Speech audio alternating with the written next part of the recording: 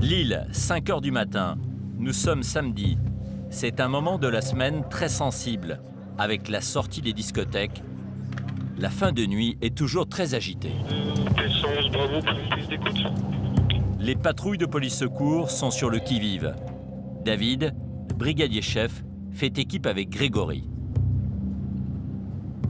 Voilà, c'est notre rituel du week-end. Et nous, on commence à 5 h, mais les discothèques, ben voilà, ça commence à sortir à partir de 5 h. Et c'est là que les problèmes commencent. Vol, agression, bagarre à la sortie des boîtes, une violence urbaine concentrée dans le centre de la ville et aggravée par une alcoolisation importante. Attends. Qu'est-ce qui se passe?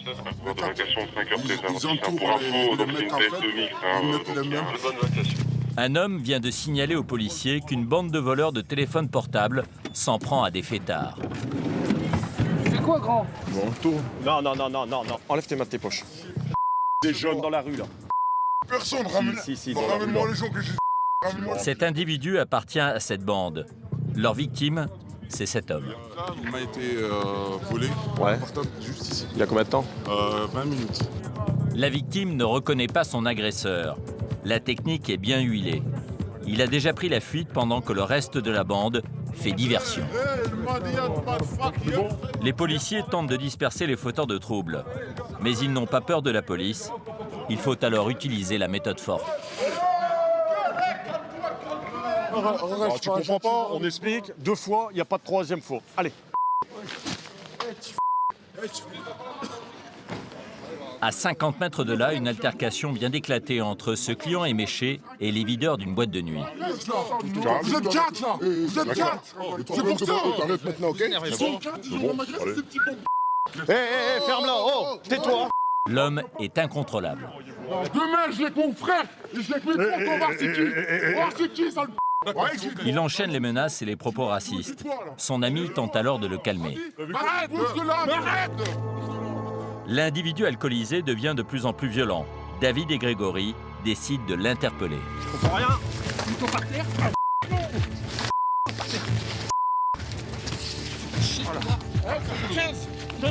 Mais je tiens dans mon bras. Voilà. Ils comprennent rien, tu leur demandes de partir, de s'expliquer calmement. C'est pas possible, ça hurle, ça réveille tout le monde. On a trouvé le gagnant de la soirée. Les policiers ont embarqué l'individu dans ce fourgon équipé de cellules. Au commissariat, il n'est toujours pas calmé.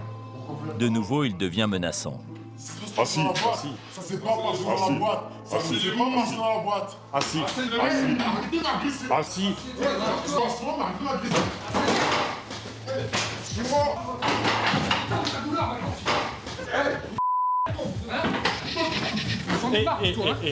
Va le mettre dans la cellule, vas-y. La situation dégénère. Il faut plusieurs policiers pour le maîtriser.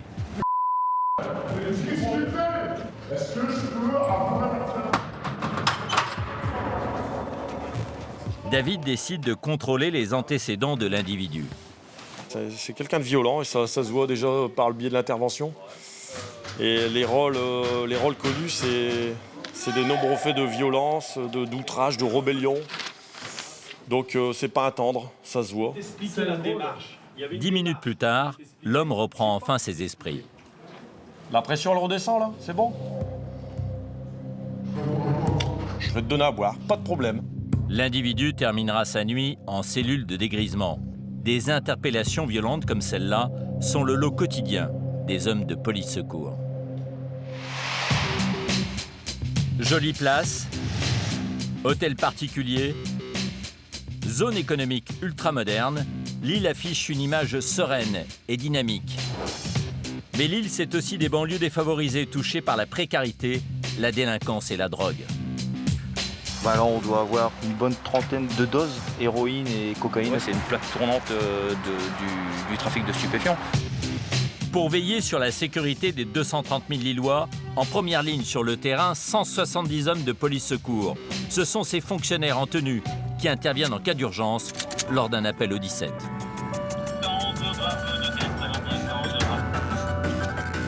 24 heures sur 24, 7 jours sur 7, ils parcourent la ville au volant de ces voitures que l'on croise tous les jours. Ils interviennent sur des missions très variés. Accidents, agressions, Ça vient de où? Vol. Ça vient de où? Allez, sincèrement, ça vient de où? On n'a pas de temps à perdre. à chaque départ en mission, c'est l'inconnu. Il y a quelque chose ici? Ouais, il y a encore. Vous l'avez vu quand la dernière fois? Ça va être vendredi dernier. Vendredi dernier? Ils sont confrontés à des interventions délicates. Un projo ici, là, si vous avez. Là, les gens, ils sont paniqués, ils vont pas nous parler tout de suite. Il faut laisser travailler les pompiers, puis le SAMU, puis après, on va faire le tri, quoi. Et quelquefois, ils font face à des situations cocasses. Mais qu'est-ce qu'elle fait là? C'est ta belle-sœur? J'étais chez nous, J'étais chez elle hier. Ils appellent au 17 parce qu'ils avaient mis trop de maquillage et le papa ne voulait pas les laisser sortir. Pendant plusieurs semaines, nous avons suivi ces policiers du quotidien qui connaissent les moindres recoins de la ville, même les plus sordides. Tu tapes quoi? La faute.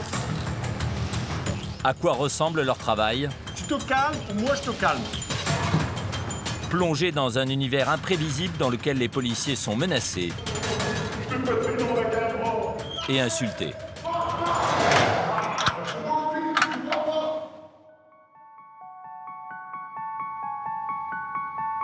Ce soir, dans les rues de Lille, de nombreux habitants sont de sortie. Le début de soirée a été plutôt calme. Mais pour les équipages de police secours, tout peut arriver. 11 Alpha, vous écoutez. 11 Alpha. Nous, sur la rue de l'hôpital militaire. Apparemment, il y aurait un gros 4x4 noir qui va percuter les piétons qui sont en route. Donc le véhicule a pris la fuite en direction du boulevard de la Liberté. Un grave accident vient de se produire. Pas une minute à perdre pour Didier et Linda, deux membres de la brigade de nuit de police secours. Didier, 55 ans, 30 ans de police, est le plus ancien du service. Sa coéquipière, Linda, 30 ans, est une des rares femmes affectées à la brigade de nuit. L'équipage n'est qu'à quelques centaines de mètres du lieu de l'accident. La tension est palpable. Comme à chaque fois, les policiers ne savent pas vraiment à quoi s'attendre. Le 4x4 qui avait pris la fuite s'est finalement encastré dans un commerce. Allez, monsieur. On va juste faire un monsieur? monsieur? Ouais. C'est vous qui conduisez ce véhicule-là? D'accord. Le conducteur, un homme de 72 ans. En quittant son stationnement, il aurait perdu le contrôle de son véhicule et il a fauché des passants. Didier se rend compte très vite qu'il ne s'agit pas d'un banal accrochage en plein cœur de l'île. La situation est extrêmement grave. La lumière ici, ça va être un projo ici. La lumière. Un projo ici, là, si vous avez. Là. SAMU, pompiers, une dizaine de sauveteurs dispensent les soins d'urgence. Donc on a des piétons, l'état des piétons. Le 4x4 noir a totalement dévasté la terrasse de ce restaurant. À terre, des clients qui fumaient une cigarette, un homme de 53 ans, touché au bassin, et une femme de 28 ans, grièvement blessée aux jambes. Son état est sérieux. Pour sécuriser la zone, Didier demande du renfort. Il passe un appel prioritaire. TN 59 demande priorité pour la 111 Alpha. Tous les services de police sont à l'écoute. Donc pour l'AVP qui a eu lieu donc hôpital militaire. Alors c'est un véhicule qui a fauché deux piétons sur le square Morrison. Ensuite il a percuté un autre véhicule. Au total j'ai 3 véhicules et j'ai au moins 3-4 blessés. Plus une façade d'immeuble qui a été défoncée. On ne sait pas vraiment le cheminement qui s'est passé, s'ils étaient sur la route, s'ils étaient sur le truc, ils se retrouvent là, s'ils sortaient de la brasserie, on ne sait rien. Et puis là les gens ils sont paniqués, ils vont pas nous parler tout de suite, il faut laisser travailler les pompiers puis le SAMU, puis après on va faire le tri, quoi. Au bout de la rue, Linda fait évacuer les lieux avant de commencer son enquête auprès du conducteur. Allez, avancez, putain! Attends, on veut prendre, quelle est votre position? J'ai lâché la pédale et tout. Ah, vous avez lâché la pédale et ça a été allé tout droit. La voiture a parlé à Il est visiblement très sonné, mais Linda va tout de même le questionner. On a un kilo si vous voulez qu'on en ramène un petit peu. Vous avez consommé de l'alcool? Un peu ce soir? Si vous êtes à Beaucoup? proximité, 180 fois, merci. Bon, Delta suivi, c'est annulé pour vous. Pas mal?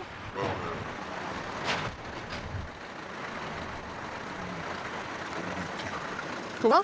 5 ou 6 copains. L'alcool est sans doute une raison de la perte de contrôle du véhicule. Et c'est aussi une circonstance aggravante. Dans cette petite rue, la scène est impressionnante. Après avoir fauché des passants, le 4x4 a heurté violemment plusieurs véhicules. La mission de Didier, retracer le déroulé des faits grâce aux témoignages des autres conducteurs. La voiture de cet homme est totalement détruite. Alors donc c'est vous qui percutez en premier a priori, c'est ça? Ouais, Il a percuté ça après? il a percuté ça d'abord. Il a percuté. Ah d'accord. Les explications sont confuses. Le jeune homme est encore sous le choc. Je me rappelais plus. Mais moi en fait il m'a percuté. Ouais. Après il a fait une marche arrière donc dans Là-bas. le café. Là. Ouais. Et là il est revenu et c'est là qu'il a vraiment explosé la bagnole. Moi j'étais déjà Après, il vous a sorti. encore retouché encore une fois devant? Il m'a touché 2 fois ouais. Petit à petit, des riverains stupéfaits découvrent l'ampleur de la tragédie. Mais c'est quoi ce délire là? Qu'est-ce qui s'est passé?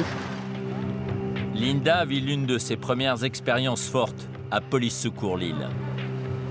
Vous aviez déjà vu ça dans votre... Non, moi non. Au niveau accident, c'est mon premier vraiment accident assez conséquent.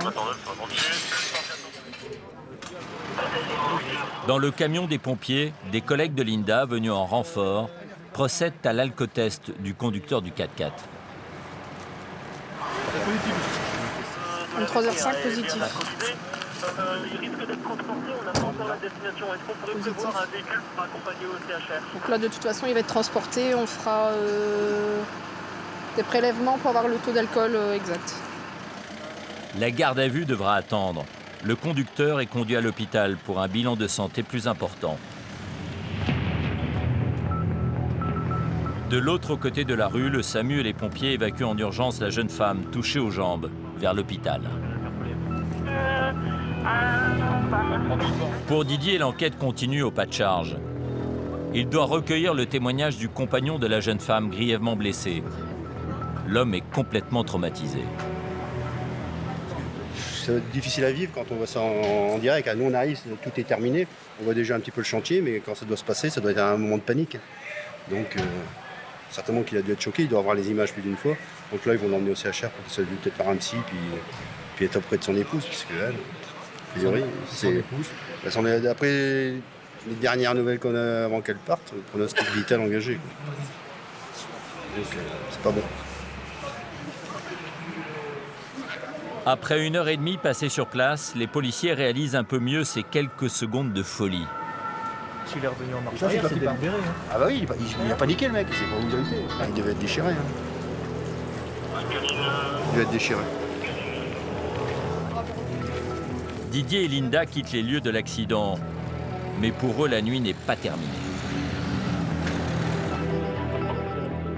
De retour au commissariat, ils commencent la rédaction de leur rapport. Il s'est rendu compte un peu ou pas?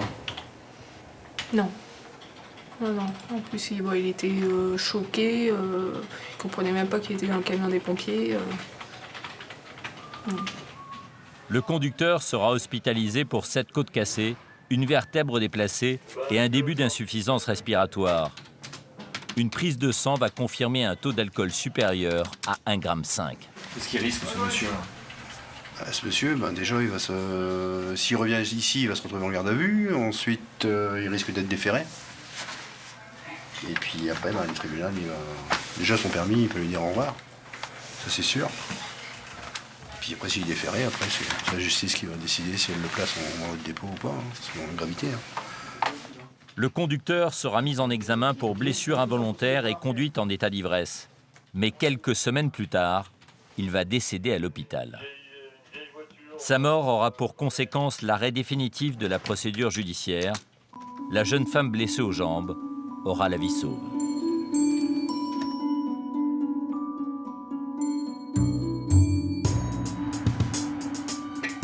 Aujourd'hui, David, le brigadier chef, fait équipe avec Jérémy, un ancien de la brigade anticriminalité de Paris. Ensemble, ils vont patrouiller dans un endroit sensible et il se trouve que c'est à quelques centaines de mètres à peine du commissariat. Des Roms y ont installé leur camp à côté d'une voie de chemin de fer. Ils dérobent des câbles et des métaux précieux à la SNCF.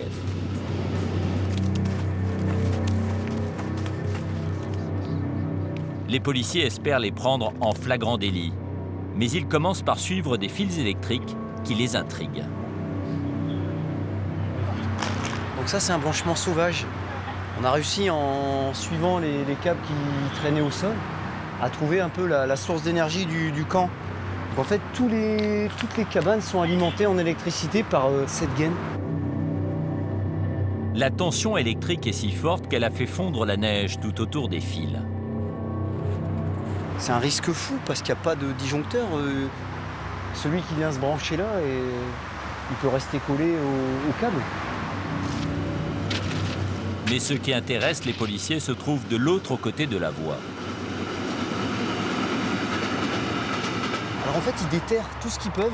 On voit là, ils ont coupé la fibre optique, c'est ce qui sert à la signalisation pour les trains, tout ça, pour tout ce qui est affichage. Mais parfois, ils tombent sur les gaines électriques. Alors là, pour eux, c'est tout bénef parce que ça leur permet de récupérer tout ce qui est métaux précieux, le cuivre, etc. Mais bon, ça fait des dégâts considérables au niveau des installations de la société. Et ça provoque des milliers, même des dizaines de milliers d'euros de préjudice. Sans compter les désagréments pour les voyageurs et tous les problèmes de retard au niveau de la circulation des trains. En France, chaque année, ces vols de câbles SNCF coûtent à l'entreprise environ 30 millions d'euros et un peu plus de 5800 heures de retard accumulé. Pendant que Jérémy constate les dégâts, David, lui, tombe nez à nez avec des voleurs de câbles. Oh là là, qu'est-ce qu'il y a dans le sac là? J'aime. Dans le sac, un câble d'une quarantaine de mètres. Ça vient de où? Tu l'as donné, on a mis sur là-bas. Ça vient de derrière. Si, ça vient de derrière. Regarde bien. Regarde bien. Non. Pour les deux policiers, cela ne fait aucun doute. Les câbles ont été volés à la SNCF. Allez, sincèrement, ça vient de où? On n'a pas de temps à perdre. Non, Lui, il dit là-bas, toi tu dis là-bas. Ça vient de où? Donc c'est à l'opposé. Donc ça vient de là-bas, ok?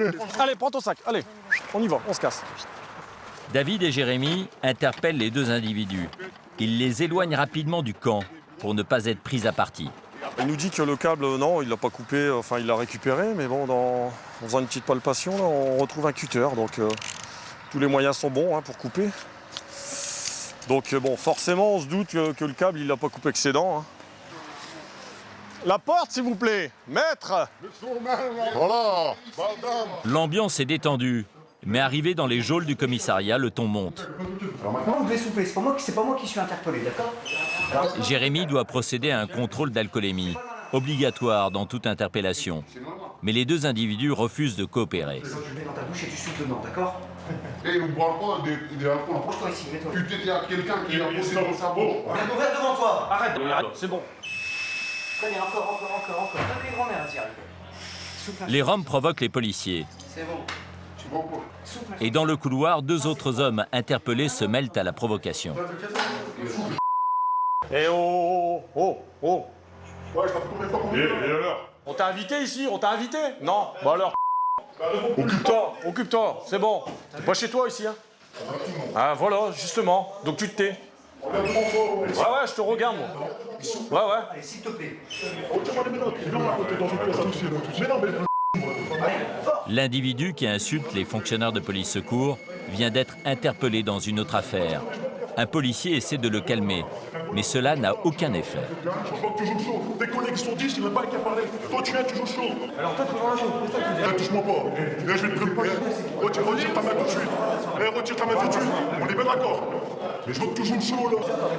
Tu regardes la vue? Bientôt, ça va? On va faire la jave, de toute façon, comme ça, ils voient. Voilà. Merci. Encore une fois, j'ai le dernier mot. Encore une fois, j'ai le dernier mot.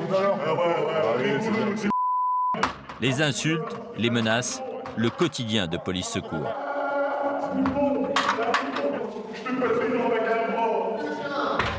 Quant aux deux Roumains, prévenus qu'ils sont en garde à vue, ils vont s'en prendre à David.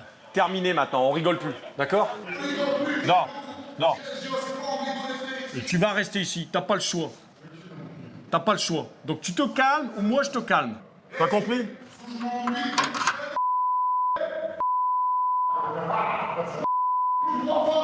David ne relève pas. Les deux Roms passeront la nuit en garde à vue et seront poursuivis si la SNCF décide de porter plainte.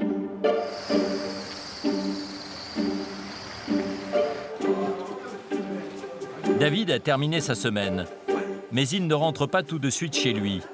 Avant, il faut évacuer la pression, oublier la violence du quotidien. Selon les interventions que l'on subit, que l'on croise, par moment, c'est vrai que même sur nos repos, on y pense, quoi. Mais bon, il faut mettre cette barrière et puis zapper, complètement zapper. Et pour zapper, David a une méthode. Avec Jérémy, il propose très régulièrement à ses coéquipiers de passer par un sas de décompression. Aujourd'hui, c'est un match de foot en salle. Mais dans les vestiaires, la transition n'est toujours pas faite. C'est pas un gars de doué, ça? Iwas. Ah bah justement, il te connaît bien. Dans des affaires, il était avec lui en complice. Ça parle boulot quand même, hein. Bah ouais, c'est inévitable. Il faut qu'on débriefe en fait, on appelle ça le débrief. Moi j'étais au poste. Après quand on va être sur le terrain, ils n'auront pas le temps, ils seront trop essoufflés. Pendant 1 heure, les policiers évacuent les frustrations et les soucis de la journée dans une ambiance conviviale. Il faut avoir cet esprit d'équipe, cet esprit de famille.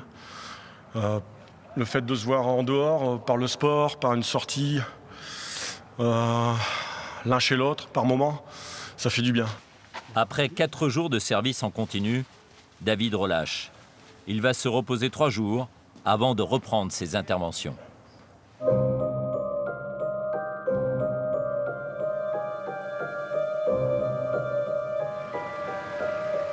Dans les rues de Lille, les patrouilles continuent. Denis et Maxime font équipe. Denis a 41 ans et 16 ans de service dans la police. À part quelques années passées au standard du 17, il est toujours resté à police secours. Maxime, lui, a 31 ans. Et c'est seulement sa 3e année dans la brigade. Ces 2 hommes ne sont pas de la même génération, mais ils ont choisi la police pour la même raison, la polyvalence du métier. Ce matin, c'est sans sirène ni gyrophare que Maxime et Denis partent en intervention. Ils ont rendez-vous dans une entreprise de pompes funèbres pour une mission un peu particulière. On appelle cela une vacation funéraire. La loi exige en effet qu'en cas de crémation ou de transfert d'un corps vers une autre commune, la police soit présente lors de la mise en bière.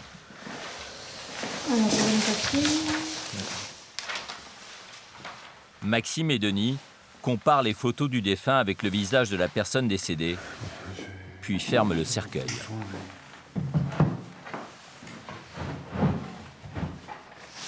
Vous avez des vis à mettre ici ou pas? Je sais plus. Maxime et Denis vont également mettre les vis eux-mêmes. Et apposer des scellés.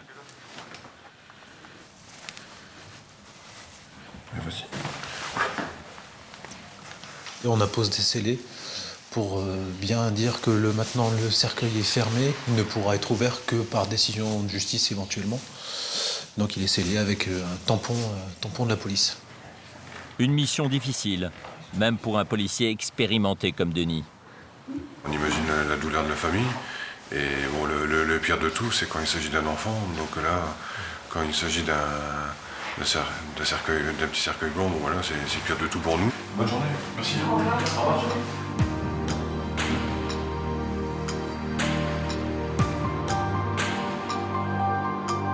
Depuis ce matin très tôt, Denis et Maxime ont enchaîné une dizaine d'interventions. C'est la moyenne quotidienne pour les équipages de police secours. Au commissariat central, les différentes équipes se croisent pour la première fois aujourd'hui. Souvent, les policiers essaient de se retrouver pour casser la croûte. Si l'heure est à la détente, la radio n'est jamais loin.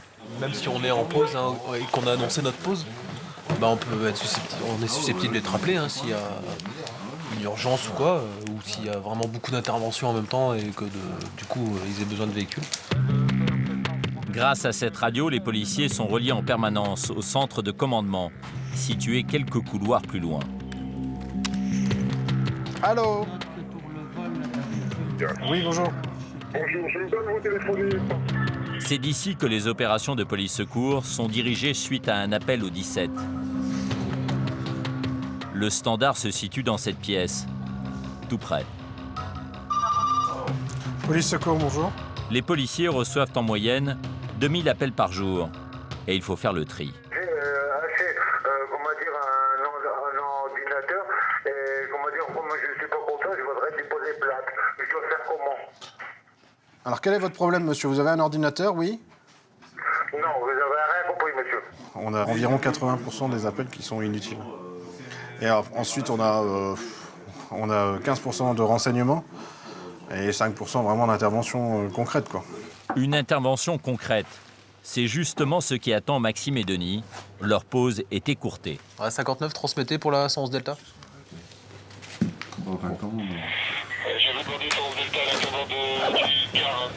Une femme vient d'appeler la police. Elle a été frappée puis expulsée de son appartement sous la menace d'un couteau par son propre neveu. Denis et Maxime sont chargés d'aller l'interpeller. Une mission normalement attribuée à la BAC, mais aucun équipage n'est disponible. C'est donc Police Secours qui s'en charge. Denis et Maxime demandent le renfort de 2 autres policiers. Ils ont des éléments qui ne les rassurent pas. Il est possible qu'il ait des amis avec lui, donc vaut mieux être à plusieurs. Et en plus, c'est dans un quartier, dans le quartier sud de Lille, hein, donc un peu qui peut craindre un peu pour les véhicules, voire pour nous. Donc autant y aller en nombre. De plus, le jeune homme est connu pour être violent. C'est une mission délicate et dangereuse qui attend les hommes de Police Secours. Dans cette cité, ils ne sont pas les bienvenus. Madame. La victime arrive également sur les lieux de l'intervention. Elle paraît choquée, hein. Cette dame est effrayée à l'idée d'être confrontée à son agresseur.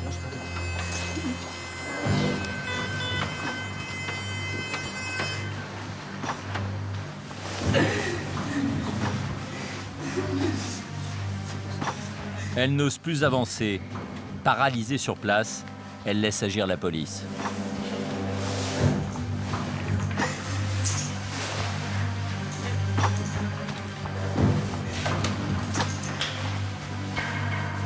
Bonjour, c'est la police. Votre nom, monsieur? Votre nom? À l'intérieur de l'appartement, 2 hommes endormis. Bonjour, vous pouvez vous lever, monsieur? Ils sont à peine surpris par ce réveil policier. Problème? Merci. C'est lui? C'est lui, alors. On interpelle. C'est lui. Son neveu, qu'il a agressé avec arme blanche, est âgé de 18 ans. Il se passe quoi pour que je me fasse mon été? L'homme ne résiste pas. Pour les policiers, il reste à déterminer l'implication de l'autre individu. J'ai fait quoi, moi? T'es qui, toi? Moi, je soutiens, je suis quelqu'un, moi, je soutiens le... Ah oui, t'es quelqu'un, on sait, mais t'es qui? Il a fait quelque chose, lui? Ou pas? Non? Terrorisé au fond de la pièce, la victime répond difficilement aux policiers. Denis fait tout pour abréger la situation. Mais tu t'en vas, on va pas passer un quart d'heure ici. Dans cette cité de Lille, la victime prend des risques en prévenant la police. Et Denis pense aux représailles. Tenez, vous fermez la clé derrière nous, madame. D'accord? Et s'il y a qui que ce soit qui vient, vous n'ouvrez pas et vous faites le 17. Vous avez un téléphone? Vous faites le 17, mais vous n'ouvrez pas. D'accord? Hein? Voilà. Allez, faites-le. Les policiers sortent de l'immeuble. C'est le moment le plus délicat de leur intervention. La cité est alertée. Les hommes de police secours sont vulnérables.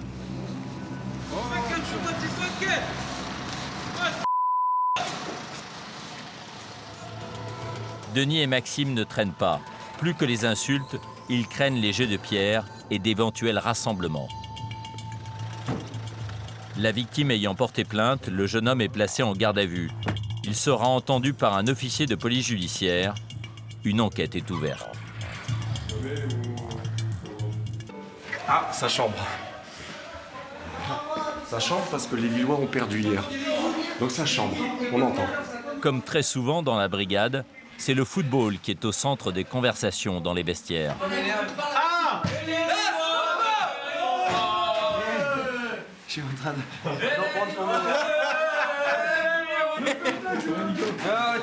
Hier, il y a eu un match entre Lille et Paris apparemment, et puis apparemment les Lillois ont perdu, donc on les attend pas trop ce matin. Ils sont assez discrets. Mais la détente est de courte durée. David enfile déjà son gilet pare-balles. Obligatoire, ouais, faire serein.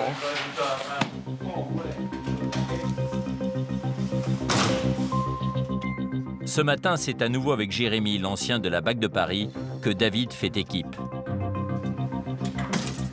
Nous sommes lundi matin, il est tout juste 5 heures. Oui, bonjour TN, la 111 Alpha prend l'écoute. David et Jérémy se rendent dans l'une des zones de sécurité prioritaires mises en place par le gouvernement. Leur objectif ? Trouver des caches de drogue.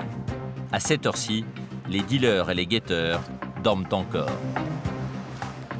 Alors ici, on est dans un secteur vachement réputé pour les trafics de stupes, hein, notamment. Et la configuration du quartier, elle est assez particulière puisqu'on n'a qu'une seule entrée. Et elle se fait au niveau de l'entrée du boulevard. Donc ils ont vraiment une vue générale.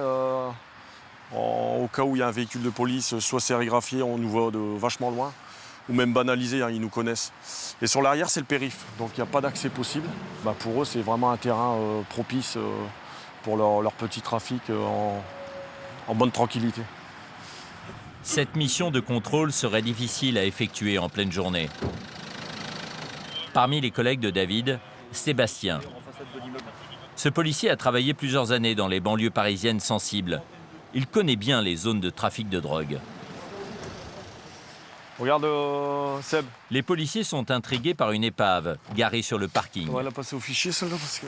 Dans l'organisation des trafics, cette voiture abandonnée a son utilité, cacher la drogue.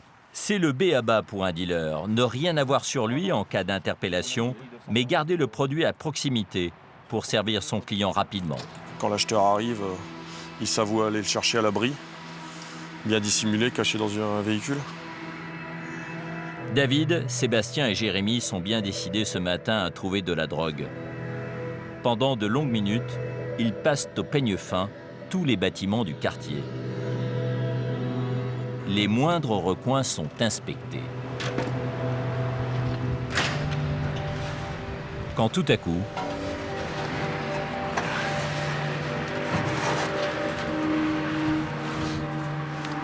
C'est quoi ça ? Alors on doit avoir une bonne trentaine de doses, héroïne et cocaïne je pense. Ils en laissent un peu pour dire de prendre le service le matin et puis d'avoir un peu de matière à vendre pour les premiers clients. La quantité de drogue dans ce sac représente une valeur marchande de 3 000 €. Vu les quantités qui trafiquent, je veux dire, bon, c'est pas grand-chose, mais il faut faire voir aussi qu'on est présent et que le quartier ne leur appartient pas, hein, il appartient à tout le monde et notamment à nous. Est-ce qu'il y a beaucoup de drogue à Lille ? Ouais, énormément. Ouais, c'est une plaque tournante du trafic de stupéfiants. On est à côté de la Belgique et du Luxembourg, donc c'est super facile pour eux de s'approvisionner. Et puis ça va s'intensifier. Et puis après, on ne pourra plus faire grand-chose. Déjà là, c'est compliqué. On coupe une tête, il y en a une qui repousse aussitôt. David et ses collègues sont satisfaits. Ils se livrent à une guerre d'usure contre les trafiquants. Ils n'ont pas froid aux yeux. Ils poursuivent leur travail de terrain en interrogeant un habitant très matinal. Il n'y a pas trop de petits jeunes qui squattent Ça squatte dans votre rôle ? Ils cachent la drogue dans les portes. Oui, les portes électriques. Oui, voilà. Il y en a un ici, il y en a trois. Ça, c'est tous des craples de drogue. Ils habitent ici ? Il y a dans l'autre bâtiment. À quel étage ? Ça, je sais pas. Vous savez pas ? Les jeunes ? Non, c'est des jeunes, ouais. C'est la même famille ou c'est... Des jeunes. Même famille ? Ça fait un père et il y a trois fils. Vous savez pas leur nom, ça ? Non. D'accord. D'accord. Bon, c'est gentil, monsieur. Bonne journée à vous. Merci, monsieur. Là, il est tôt, hein. Il n'y a personne. Ils peuvent plus se dévoiler sans se faire capter par les petits jeunes du quartier en tant que balance ou quoi que ce soit. Donc, à nous de les mettre un petit peu en confiance, les rassurer. Et si on peut avoir quelques infos, c'est bien. Les policiers continuent leur ronde à l'intérieur des immeubles. Graffitis, armoires électriques ouvertes, plafonds défoncés.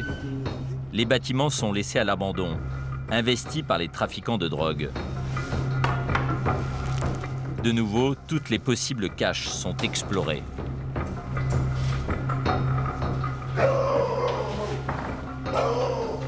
C'est pas un chihuahua, ça. David croise alors un autre locataire de l'immeuble qui confirme les informations sur les trafiquants. Je sais qu'il y avait une 103. Ils sont trois souvent, apparemment. C'est ça, ouais, d'accord. Et vous les connaissez, madame, non? Vous savez pas leur nom, rien du tout. Je sais pas si ils sont connus. D'accord. D'accord. C'est ce qui est intéressant. On voit un habitant, on en voit deux, on en voit trois. Et finalement, ils nous révèlent quasiment les mêmes choses. On fera remonter l'information au service des stupes. C'est le service qui enquêtera sur le quartier parce que ça commence à être sous tension ici. Le quartier se réveille. L'équipe de police secours décide de quitter la zone.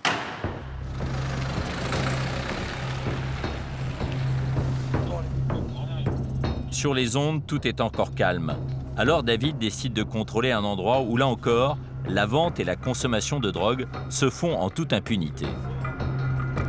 Il retrouve Grégory dans le quartier financier et économique d'Euralille, tout proche de la gare de Lille-Europe.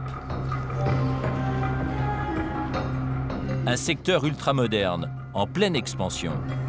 Pourtant, c'est un tout autre décor qui nous attend. Ouais, faut baisser les radios. Il faut boucher les narines. Et pour cela, il suffit d'aller voir en dessous.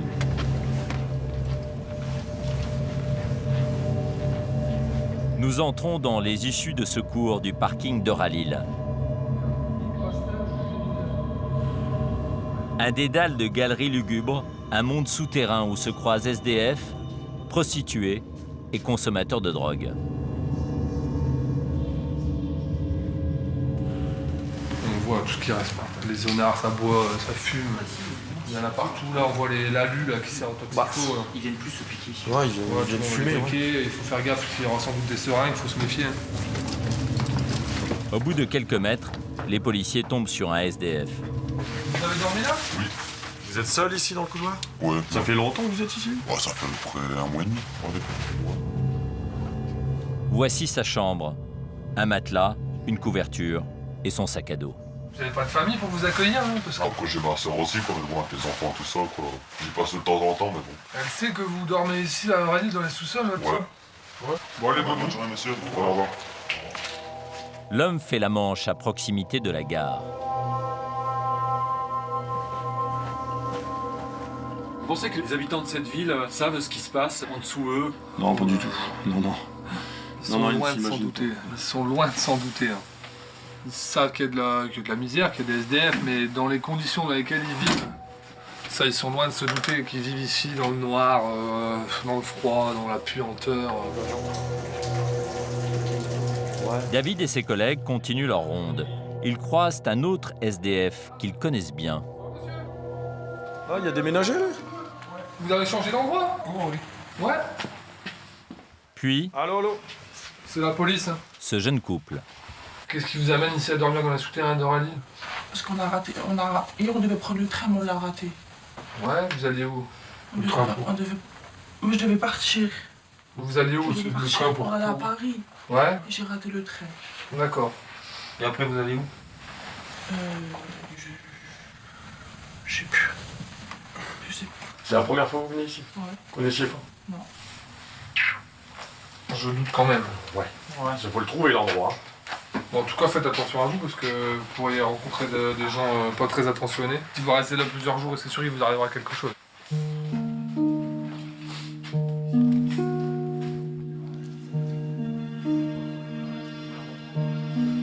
C'est la tristesse parce que bon, ils ont quoi? Ils ont même pas 20 ans, ils sont déjà dans la rue. Ils ont pas de but, ils ont rien. Les policiers ne peuvent pas grand-chose pour ce jeune couple. Mais quelques mètres plus loin, leur simple contrôle de routine prend une autre dimension. C'est la police. Bonjour mademoiselle. Vous êtes toute seule là? Ouais. Quel âge vous avez?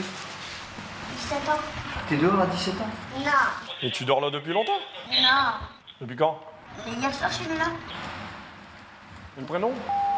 Oui, parlez. La jeune fille est mineure. Jérémy appelle le central. C'est le fan, c'est... 95, c'est l'objet d'une fiche. Donc elle est en fuite depuis. Cette adolescente est en fugue. Les policiers prennent cette affaire très au sérieux. Dans ton sac, à quoi là? Ça va? C'est quoi dans l'alu là? Des bouts d'alu, mais il y a rien dedans. Pourquoi tu gardes l'alu? Ça te sert à quoi, sincèrement? Moi, je tape. Et alors maintenant c'est fini? Moi, je tape encore un peu. Ah d'accord, voilà, ouais. Là, j'ai là sur moi. Tu tapes quoi? La cosse. La coque? Ouais. Il s'agit d'une jeune toxicomane. David et Jérémy prennent tout de suite leurs précautions. Tu le piques pas? Rien. Pas de seringue dans ça? Comment on explique? La jeune fille se laisse emmener sans résistance au commissariat. Les menottes pour le transport? Non, pas de soucis. David et Jérémy vont profiter du trajet pour questionner la jeune fugueuse. Ils veulent aider l'adolescente. Après, il sera trop tard. Car dans quelques heures, l'affaire sera remise à un officier de police judiciaire. Et tu le vois plus ton père? Si, je suis encore venu hier soir. Il dormait. Et pourquoi tu dors pas chez lui? Ah, parce qu'il a gueulé, donc je suis parti. D'accord. Ton papa il est au courant que tu prends des stupes? Ouais. Il est au courant? Et ta maman? Recherche Elle est décédée ta maman? D'accord. Ton père il sait que tu dors là? Difficile de nouer le dialogue et pourtant David et Jérémy persistent. Ils espèrent un déclic.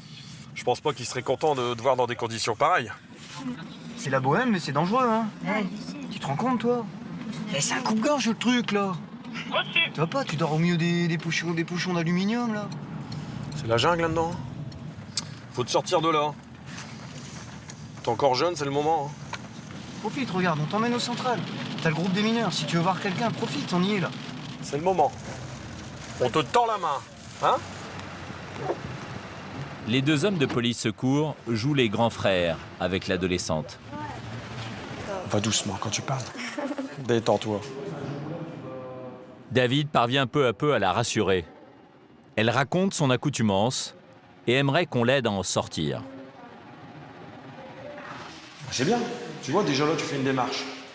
David et Jérémy ont fini leur travail. C'est au tour des officiers de police judiciaire de prendre l'affaire en main. Les deux hommes espèrent avoir fait le maximum pour sauver cette jeune fille d'un avenir totalement incertain. Elle est en danger, cette fille? Ah oui, elle est en danger. De toute façon, c'est marqué sur sa fiche. Hein. C'est en danger moral. On doit prendre des mesures d'assistance et de protection pour elle. Elle a besoin d'aide, quoi. C'est tout ce qu'on peut faire pour elle, nous. Mais bon, il y a quelques mois, elle a été en fugue d'un foyer. Donc, espérons que si elle a une nouvelle chance là, elle va en profiter. Il est l'heure du bilan.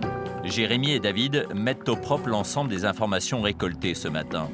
C'est une partie importante de leur travail. Tout doit être détaillé. David décide d'apporter lui-même à la brigade des stupéfiants ce que les policiers appellent dans leur jargon les procès-verbaux de renseignement. Une procédure qui va permettre l'ouverture d'une enquête.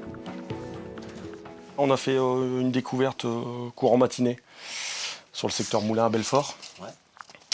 Donc il y aurait apparemment, d'après le compte, il y aurait 56 bonbonnes hérocoques. Ah, quand même. Ouais. Pour l'enquêteur des stupes, le travail préalable de l'équipe de police secours est indispensable.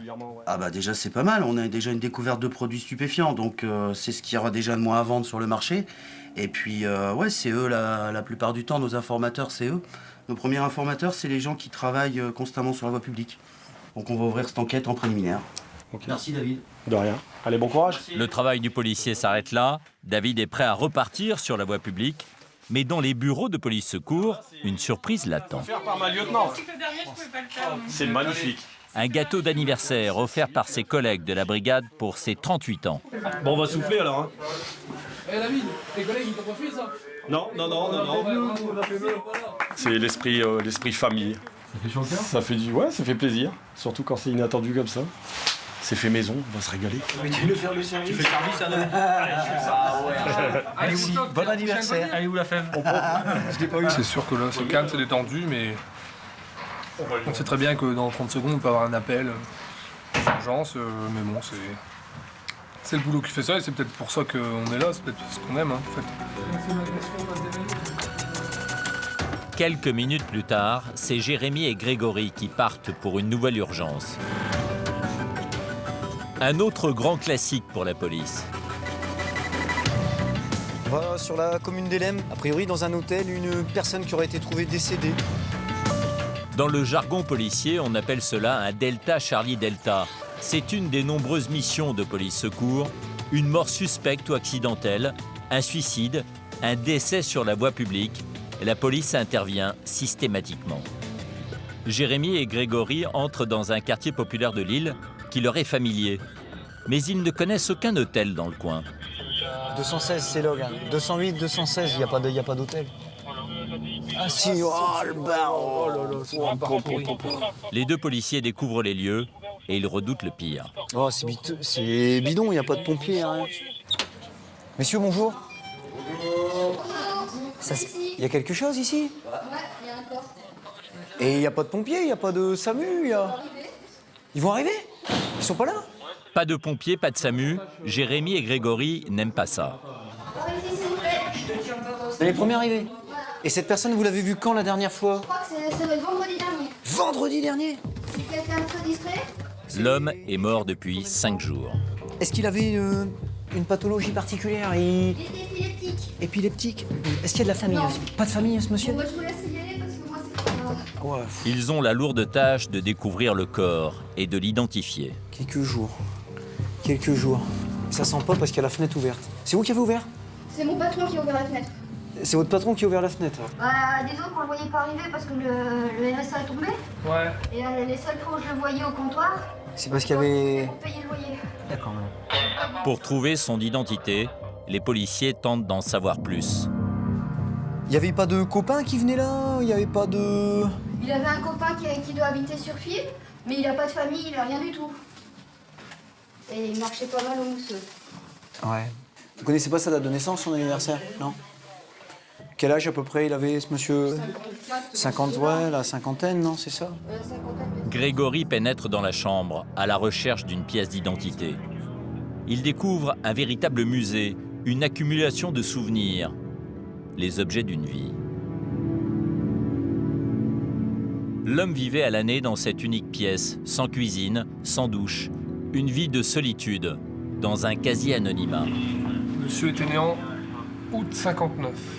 Plus jeune. Quand il était jeune? Ouais. Les cheveux longs. Ah bah j'ai toujours vu avec les cheveux longs. Oh, c'est lui, hein, on le reconnaît. Hein. C'est lui, on le reconnaît. Ouais. Donc là, le but du jeu, nous, c'est de figer la scène, d'attendre l'intervention d'un médecin pour avoir un certificat médical avec ou sans obstacle médico-légal. Savoir s'il considère donc que la mort est naturelle ou pas.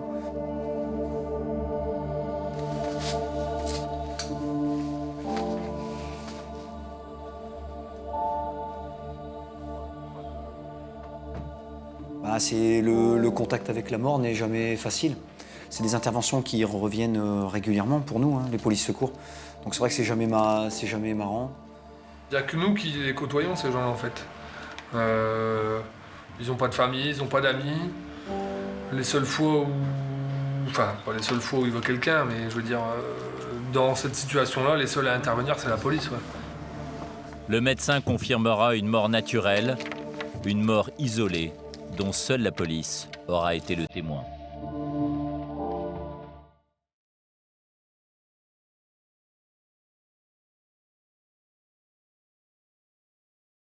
À Lille, Police Secours est le service le plus sollicité du commissariat.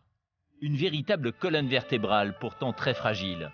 Ces hommes et ces femmes n'ont aucune formation spécifique sur la maîtrise des situations humaines, compliquées. Le savoir-faire, ils le gagnent sur le terrain. Dans les moments difficiles, une psychologue est présente une fois par semaine au central de Lille. Encore faut-il que le policier fasse la démarche. Le plus souvent, il compte sur le soutien du groupe, l'esprit de famille, l'entraide entre collègues. Nous sommes dimanche soir, nous retrouvons Jérémy et David en patrouille. Les deux policiers font des pronostics sur leurs interventions. Rendez-vous au 12 rue à Lille. Fives. Différent. Voilà. C'est qui le patron? Bah ouais, on l'avait parié. Hein. On l'avait parié, ça compte double. 20h dimanche, dimanche soir. Pleine lune, différents Fives, on l'avait annoncé. Fives, le quartier populaire de Lille, bien connu des services de police. En début de soirée, les policiers interviennent très souvent pour des différends de couple. Peut-être aller voir là-bas. C'est vous qui avez appelé la police alors? L'homme est blessé à la tête et il est fortement alcoolisé. C'est votre femme? Votre concubine, d'accord. Bonsoir madame. Alors qu'est-ce qui se passe? Elle m'agresse. Regardez, elle m'a frappé, voilà, ici. Il y a du sang partout.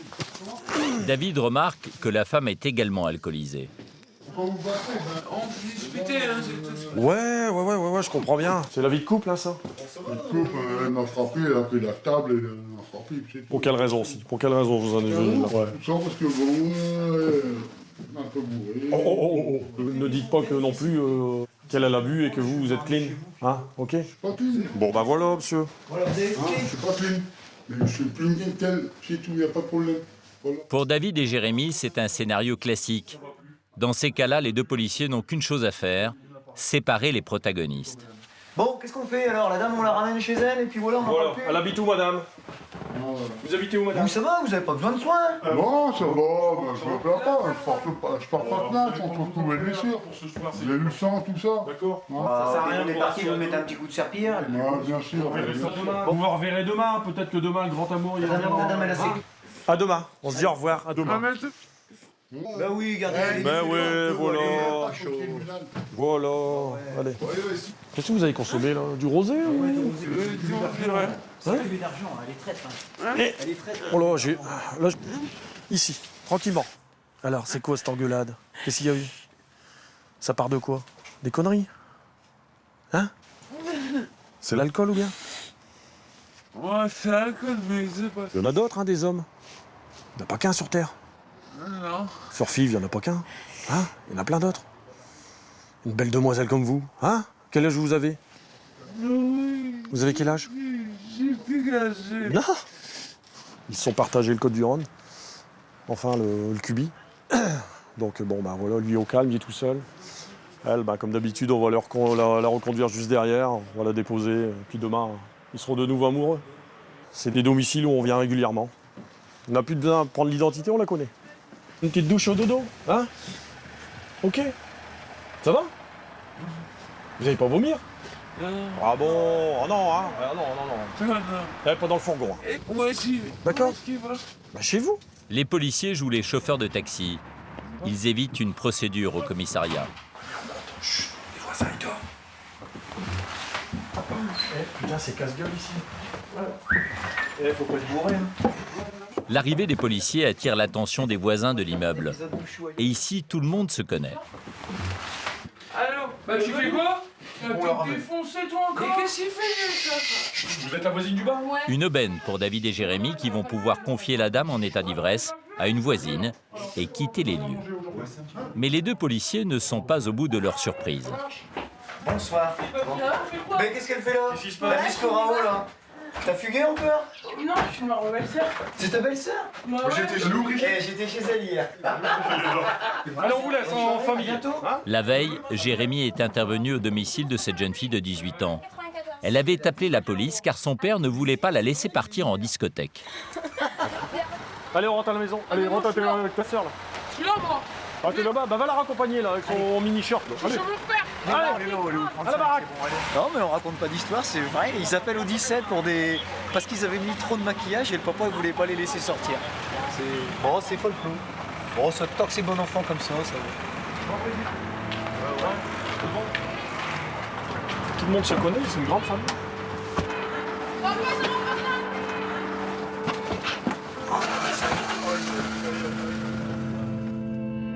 Ce soir, demain soir et le jour d'après, Jérémy et David vont continuer de sillonner les rues de Lille. Des querelles d'amoureux, des disputes entre un père et sa fille pour une histoire de rouge à lèvres, mais aussi des accidents, des agressions, des morts parfois. Cette violence ordinaire semble se répéter tous les jours. Mais pour les hommes de police secours, chaque situation est un cas à part.